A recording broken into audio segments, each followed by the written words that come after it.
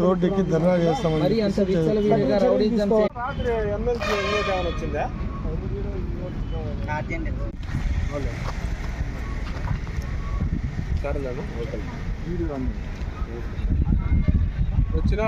నమస్తే sir media వాళ్ళకి అందరికీ.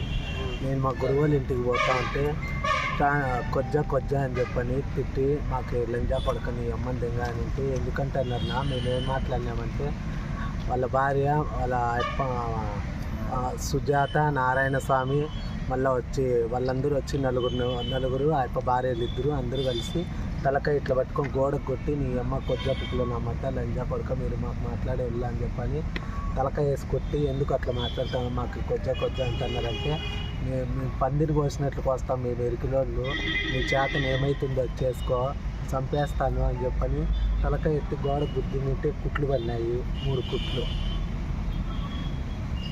ఎప్పుడు జరిగిందమ్మా ఇది?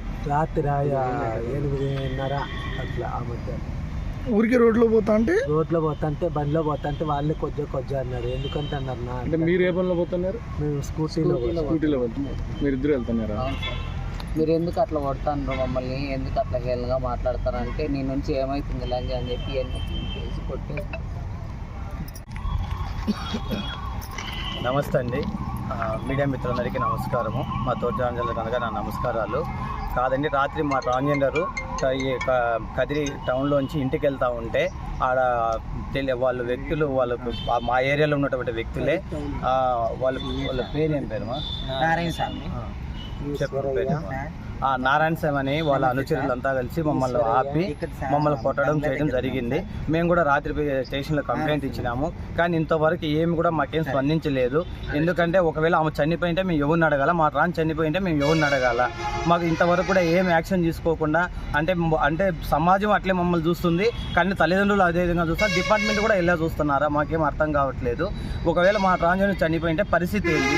మేము ఎవరిని అడగాల సార్? మాకు తక్షణమే అతను అరెస్ట్ చేసి అతన్ని అటెంప్టెడ్ మర్డర్ కేసు కింద లోపలికి పంపేయాలి సార్. ఎందుకంటే ఈ విషయాన్ని ఇంతటితో వదిలేస్తే రేపు ఇంకొకటి కూడా మా పైన ఇదే విధంగా దాడి చేసే అవకాశం ఉంటుంది సార్.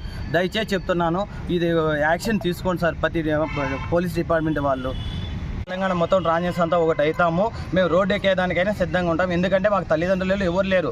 మీరు డిపార్ట్మెంటే పట్టించుకోకపోతే మమ్మల్ని ఇంకెవరు పట్టించుకుంటారు? ఎందుకంటే ఇప్పుడు మీరు తీసుకునే ఈ యొక్క నిర్ణయము మళ్ళీ భవిష్యత్తులో ఇంకొకరికి కూడా ఇంకో ట్రాన్స్జెండర్స్ కూడా పునరావృతం కాకుండా ఉంటుందండి. దయచేసి చెప్తున్నాం, మాకు న్యాయం చేయండి.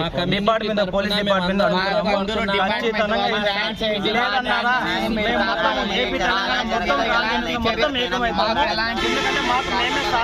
వేరే వాళ్ళు మాకు ఎవరు లేరు.